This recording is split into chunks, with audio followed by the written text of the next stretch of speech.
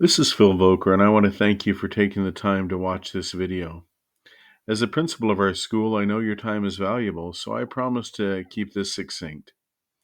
With all the challenges we've had to start this school year with mandatory masks and mandatory vaccines on our mind, the last thing teachers are probably thinking is taking on something new.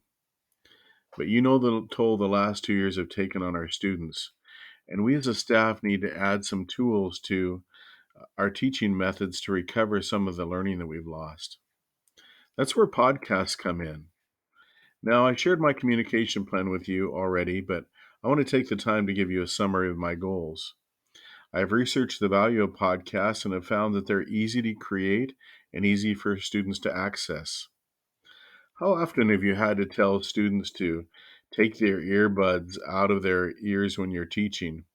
Our students are plugged in. Wouldn't it be great if, for a few minutes a week, they were plugged into some valuable learning? Podcasts can be listened to at any time and any place by our students, and they are great means of extending the learning outside the classroom.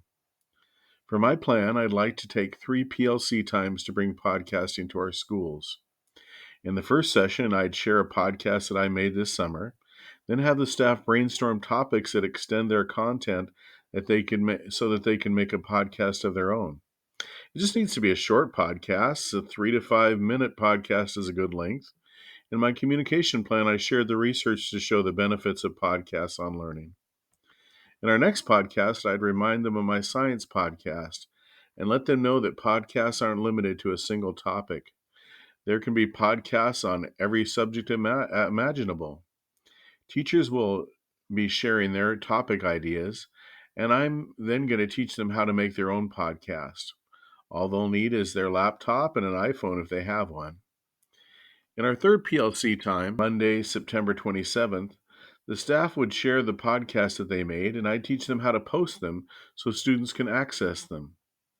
My expectation is that the initial project will motivate many teachers to continue to use this amazing tool to supplement students' learning and mitigate some of the lost learning we've had that the last 2 years has brought. I want to thank you so much for your time. I look forward to meeting with you next Monday before school starts to go over the details of my plan. So, with this new school year, there's going to be many new challenges, but I know that podcasting can make a difference. Feel free to email me or text me before then if you have any questions. This final slide acknowledges my sources for the graphics I've used in my presentation. Thanks again.